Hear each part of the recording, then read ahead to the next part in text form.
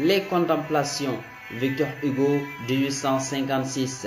S'il y a un écrivain qui a su écrire son nom en lettres d'or au sein de la littérature française, c'est sans doute Victor Hugo.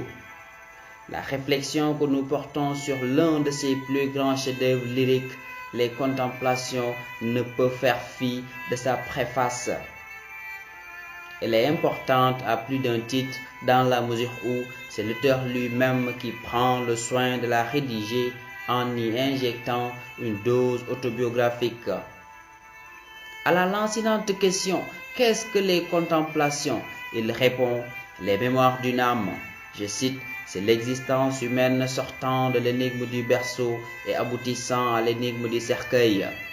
C'est un esprit qui marche de lueur en lueur en laissant derrière lui la jeunesse, l'amour, l'illusion, le combat, le désespoir et qui s'arrête éperdu au bord de l'infini. » Fin de citation. Le pape du romantisme précise, je cite, « Ce livre devait être lu comme on lirait le livre d'un mort. » Fin de citation.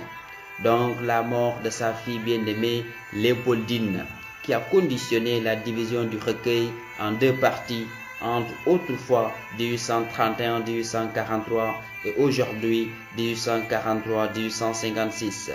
Donc une âme qui se raconte pendant 25 ans.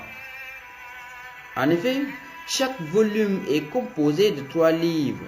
Le livre premier, Aurore, c'est celui de la jeunesse, évoquant les souvenirs de collège du poète, ses premiers émois amoureux et ses premières luttes littéraires. Le livre deuxième, L'âme en fleurs, c'est le livre des amours, constitué de poèmes évoquant les premiers temps de son union avec Juliette Drouet, sa maîtresse, à qui il dédie le célèbre poème « Ma main touchait sa taille frêle ».